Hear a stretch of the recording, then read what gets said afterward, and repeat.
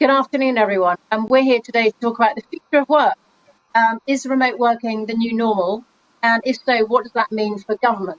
Not least, what does it mean for all of us, frankly? With me today, we have three great panelists. We have Asha Haji, who is the COO of his academy. We have Antoine Duboscq, who is a sort of veteran of the tech space. He's one of the prescient people panel who 10 years ago, back in 2010, created an amazing business to help teams work together using all sorts of new digital collaborative tools, including cloud storage, online chat, video calls. And finally, we have Cecilia Duboscq, who is the mayor of Copenhagen. So with that, those are the introductions. And I'm going to start with Antoine. When we spoke the other day, you were very much interested in some of the paradoxes we face at the moment from working from home. And I wonder if you could sort of unpack them for us in terms of some of the sort of tensions we see between, the opportunities and some of the downfalls. Yeah, hello. Happy to be here. And yes, we've been living very intense moments since March, I would say, and even earlier for some. And we've been living three paradoxes, I think, that we've experienced here in France, but that have been experienced in other countries in Europe. First paradox is we want control from government, and at the same time, we want reassurance on privacy and limits on the action of government. So on one side, we see a lot of pressure for more rules and controls and protection, and at the same time, we see concern about privacy and the way data is being treated. And the second paradox is we've experienced a very strong demand for global solutions, mostly, I must say, from the US. And at the same time, we've seen a rising interest for sovereignty. And almost all countries in Europe and heads of states or heads of government have expressed in some way the need for some kind of digital sovereignty. And the third paradox is people have expressed a will to find new form of freedom to work from home or to work from the place they like to, of their choice. And at the same time, we've seen that this implies some risk of infringement of work on our lives, and we want to protect our lives. My experience is those three paradoxes are just open right now. I don't think anybody has full solutions, all solutions. I think it's a matter of for debate. Great. I'm definitely going to come back to some of those paradoxes, particularly where you fit in the sort of, it's a long-standing argument in the French context about digital sovereignty anyway. So this is just a new paradigm into which to play out some of those arguments and perhaps accelerate them. So Antoine, given that your business is actually founded in the idea that you do collaborative work better, and also, your business was also founded to try and be independent of some of the traditional big American tech companies.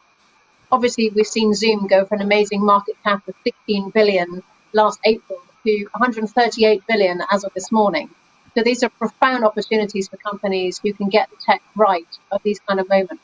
I wonder if you can just give a bit of a colour on what you're seeing from some of your clients or even your government clients about what they are now, what kind of technologies they're now introducing successfully.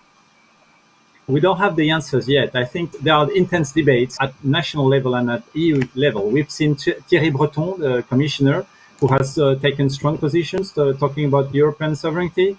We've seen many ministers and high civil servants that have taken positions. However, it's not an easy issue because American platforms have very strong assets. They have quite often very good services. And so we don't want to lose that. And at the same time, I think more and more Europeans want to build European assets. Europe will need to find its own way. It will not be a full independence as China has decided a few years ago, very strong sovereign targets in terms of GovTech. I think they are really targeting 100% independence in terms of software and data. I don't think this is realistic, and I see nobody pushing for that in Europe. I see various solutions of trying to mix some to reduce the degree of dependency and to find kind of an equilibrium between European and non-European solutions. And the tech area in Europe is not as mature, of course, as the US one, but is providing a nice perspective. I think in the next 2 or 3 years, the landscape will change. If you had to guess right now, being realistic, how much of the sort of gov tech used by European governments is largely American tech right now, Antoine? I would say my understanding in terms of software, so not speaking hardware. The hardware comes mostly from China and from Asia, but the software comes from the US, and the ratio would be more than 70%, and the remaining 30% would be mainly software that's engineered software for specific applications. But the on-shelf software is massively, probably higher than 90% US. Yeah. But do you think that at some point it will be helpful for governments to come in and have not necessarily quotas, but do more to help the European GovTech sector, which is it's a whole new ecosystem now. It's obviously growing all the time. Do you think the governments should be doing more to help European companies? I personally think that one option would be that government, a little bit like what happened with parity some years ago, decide a name, a target that would be around 50% EU software. One of the main obstacles is the cultural obstacle. So, for example, a CIO, Chief Information Officer in an administration or large company usually would go for a US solution, and it's not always because it's better. It's mainly it's because it's just what we used to do. And in more and more cases, there are alternative solutions from European companies. So I think a 50% target would be, I find, kind of reasonable target for the next 3 or 5 years. And Antoine, given that you see this from a different perspective, are you actually impressed by how far governments are rethinking what they can do and their capabilities? Well, I wrote to the Prime Minister in France just before the crisis because I thought that the civil servants were not fully prepared for that. So we tried to help as we could.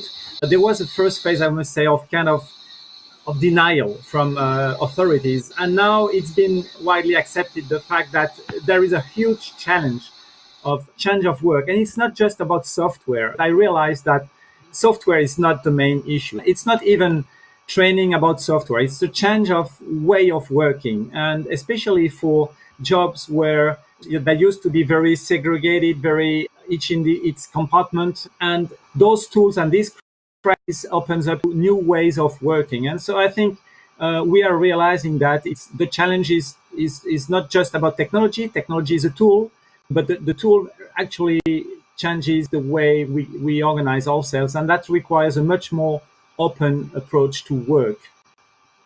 And did the French government react warmly to your criticism?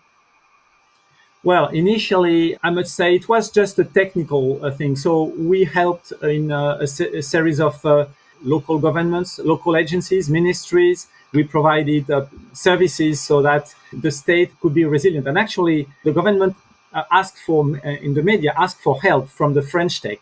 And that prompted a general movement, which was helpful. But now I think we are arriving to the next phase where we need to tackle the deeper challenges of not only training, but also changing the way we work and opening and creating a new culture of work.